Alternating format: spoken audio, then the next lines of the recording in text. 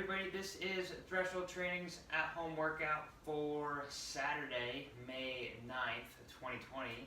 This is not the partner workout that we're doing on Zoom. This is a workout variation that you may do on your own as part of your at-home workout, or you can do an individual variation of the partner workout that we will post and do a Zoom class on for 8:30 in the morning. So the way this workout will work, we're going to start with our sweaty portion up front, and we'll get into a little bit of midline endurance at the end.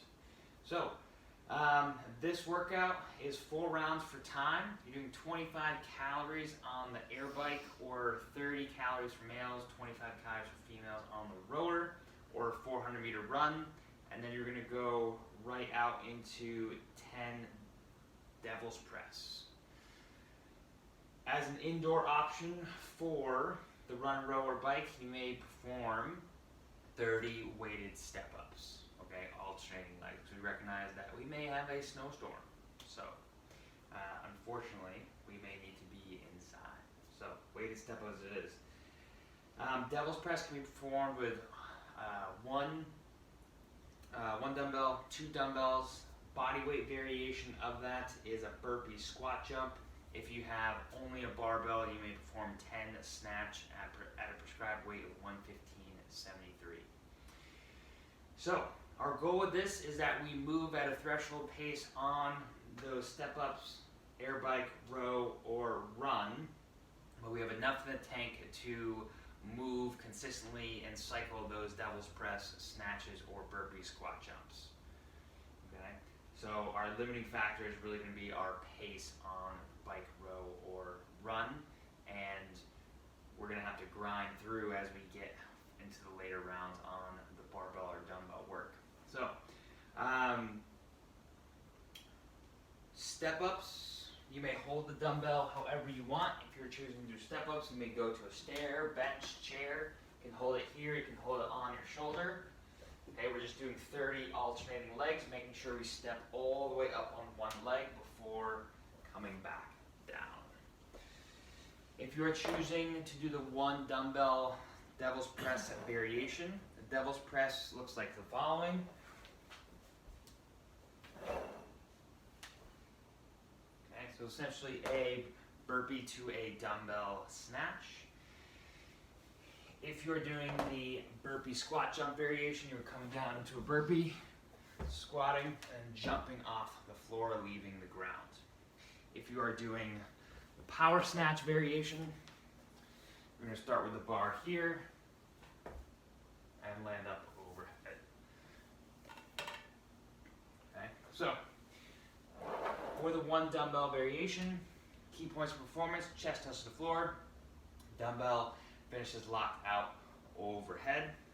As we get into that dumbbell snatch position out of the burpee, make sure that your hips lower down, your shoulders come up. This will effectively utilize the leg to help launch and move the dumbbell weight up overhead, rather than biasing the low back and the arm complex, right, to start moving that weight.